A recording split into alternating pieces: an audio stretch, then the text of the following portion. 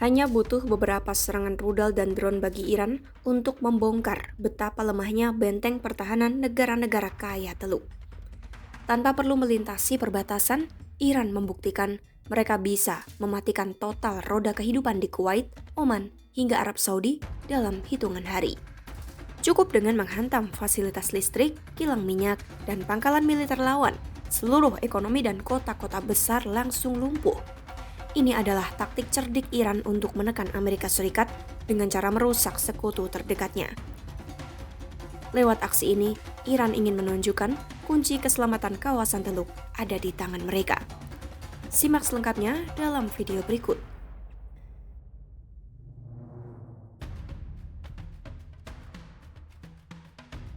Berdasarkan laporan Associated Press pada Sabtu 18 Juli 2026, serangan rudal dan drone Iran menghantam stasiun pembangkit listrik dan fasilitas desalinasi air di Kuwait. Otoritas resmi Kuwait mengonfirmasi kerusakan pada banyak unit pembangkit listrik. Serangan ini memicu kebakaran besar. Tim tanggap darurat langsung dikerahkan ke lokasi. Aksi ini membuktikan kemampuan Iran bahwa mereka sanggup melumpuhkan Kuwait, Oman, dan Arab Saudi dalam hitungan hari. Caranya cukup dengan menghancurkan pabrik desalinasi air yang menjadi tulang punggung kawasan tersebut. Fakta di lapangan mencatat ketimpangan ini. Wilayah gurun di Timur Tengah sangat bergantung pada teknologi pemrosesan air laut. Sekitar 90% pasokan air minum di Kuwait berasal dari proses desalinasi. Sementara itu, Oman bergantung sebanyak 86% dan Arab Saudi mencapai 70%. Proses ini memisahkan garam dari air laut melalui membran superhalus atau reverse osmosis. Air bersih ini dipakai untuk kebutuhan kota, hotel, industri, hingga pangkalan militer. Pabrik desalinasi sendiri dibangun dalam beberapa tahap komplikasi, mulai dari sistem asupan air, pengolahan, hingga pasokan energi. Kerusakan pada satu bagian rantai saja bisa menghentikan seluruh produksi air. Jika fasilitas skala besar ini lumpuh, beberapa kota utama akan kehilangan sebagian besar air minumnya dalam hitungan hari.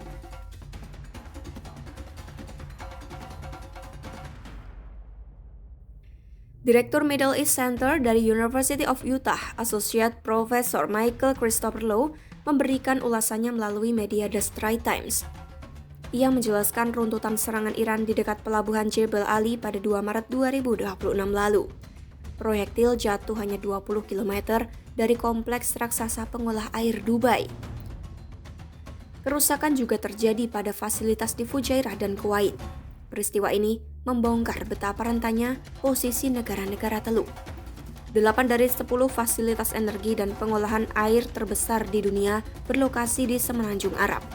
Sebagian besar pabrik desalinasi dibangun menyatu dengan stasiun pembangkit listrik.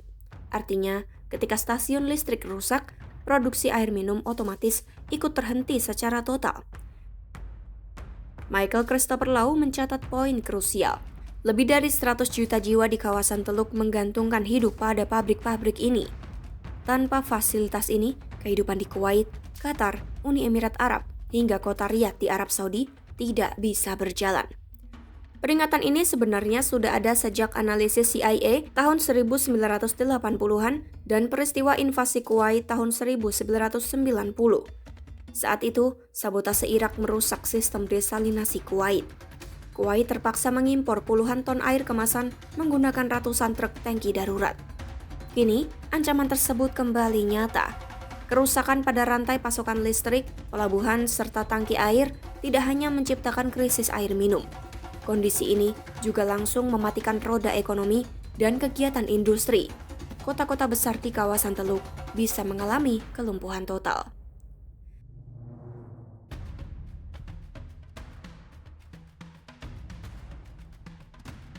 Peneliti dari Global and National Security Institute University of South Florida, Arman Mahmudian, memaparkan analisisnya kepada The Jerusalem Post. Menurut Mahmudian, Iran sengaja menargetkan infrastruktur vital di Kuwait. Ini adalah bentuk pengiriman sinyal terukur kepada AS bahwa serangan terhadap infrastruktur vital Iran tak akan dibiarkan tanpa balasan. Garda Revolusi Iran atau IRGC pun mengeklaim serangan mereka secara terbuka. Targetnya adalah pusat dukungan logistik militer AS di Camp Arifjan. Mereka juga mengeklaim berhasil menghancurkan fasilitas radar utama di Pangkalan Udara Ali Al-Salim, Kuwait. Kuwait menjadi target menarik karena menampung infrastruktur militer penting AS. Di sisi lain, Kuwait memiliki kapasitas militer yang lebih terbatas untuk membalas. Arman Mahmudian menilai strategi ini sangat efektif.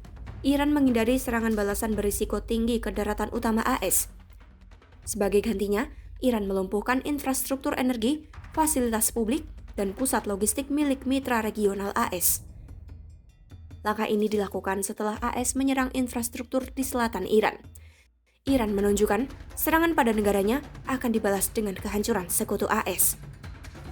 Hal ini membebankan biaya politik mahal bagi Washington sekaligus mengancam stabilitas pasar energi global. Serangkaian serangan presisi ini menjadi bukti nyata kecerdikan Iran.